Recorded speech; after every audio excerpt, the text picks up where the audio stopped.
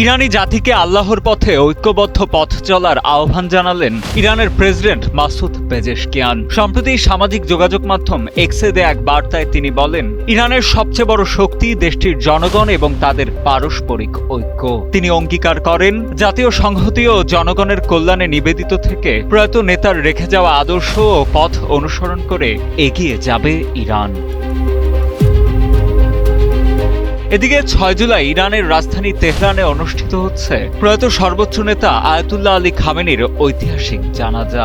ইরানের ইতিহাসে এটি বৃহত্তম গণজামায়াত বলে জানিয়েছেন সংশ্লিষ্টরা। দেশের বিভিন্ন প্রান্ত থেকে আসা লাখো শোকার্ত মানুষ শেষবারের মতো শ্রদ্ধা জানাতে তেহরানের পথে ঘাটে সমবেত হয়েছেন। এসেছেন বিশ্বের বিভিন্ন দেশের প্রতিনিধিরাও। ইরানি রাষ্ট্রীয় সংবাদ মাধ্যমে প্রকাশিত ভিডিও ফুটেজে দেখা যায়, জানাজার শোক মিছিলে প্রয়াত নেতার পরিবারের সদস্যদের কফিনও বহন করা হচ্ছে।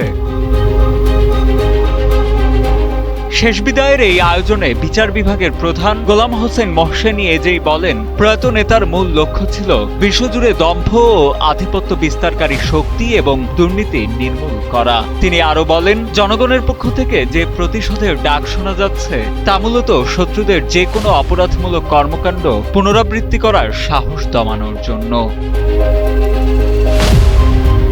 তিনি আরো যোগ করেন, ইরানের মানুষ তাদের প্রয়াত নেতার মতোই দয়ালু ও সহানুভূতিশীল। তবে তারা এমন কঠোর ব্যবস্থা চায় যাতে ভবিষ্যতে কেউ আর যুদ্ধাপরাধের মতো ভয়াবহ অপরাধ করার সাহস না পায়। ইরানের মানুষ গত ৪ মাস ধরে দেশটির লক্ষ্য ও আদর্শের পক্ষে অবিচল সমর্থন জানিয়ে আসছে বলেও উল্লেখ করেন তিনি।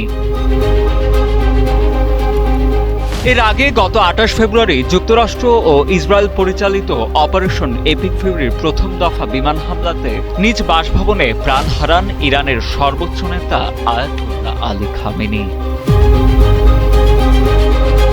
সাজিদা আনিল, ডেস্ক রিপোর্ট, সময়ের আলো।